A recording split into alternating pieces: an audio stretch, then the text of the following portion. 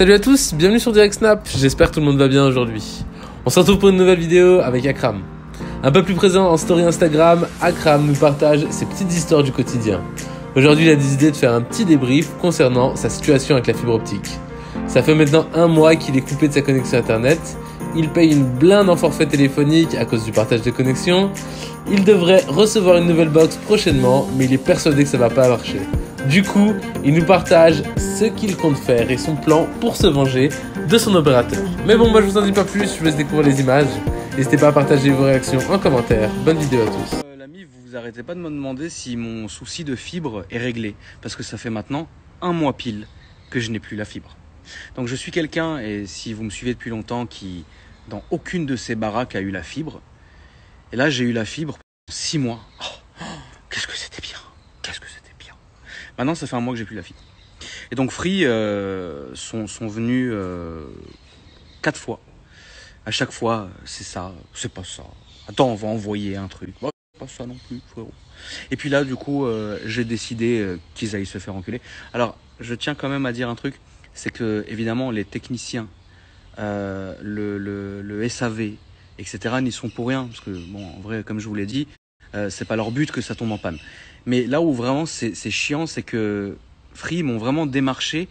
Vous êtes déjà allé dans les quartiers rouges, tu sais, où vous passez devant les vitrines, t'as envie d'y aller, tu vois. Après, est-ce que la qualité est bien, on ne sait pas.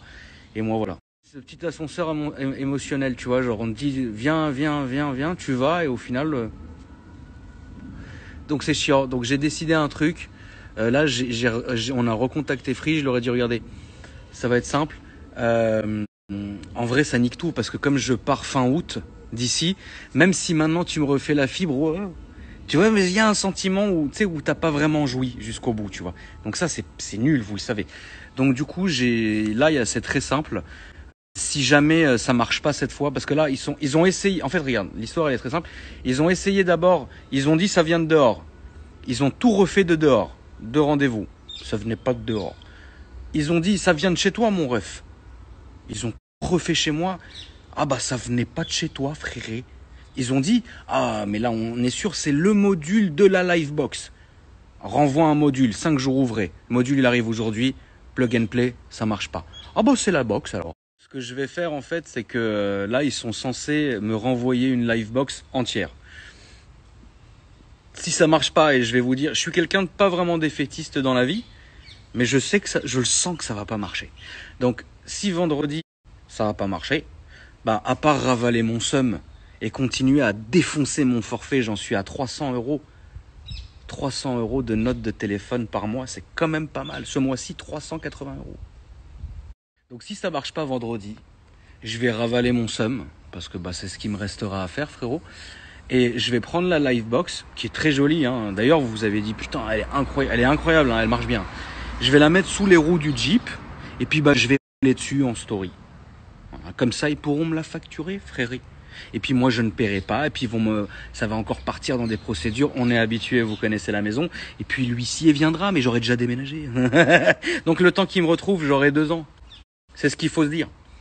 Donc voilà où on en est avec Internet, et puis voilà. Donc ça fait vraiment plaisir. Mais en fait, l'histoire, c'est même pas de simplement avoir Internet juste pour le soir aller sur Pornhub, ou se faire plaisir, se soulager après une bonne journée, ou pour regarder la télé, par exemple, ou pour aller sur Internet, sur Insta, sur Snap, etc.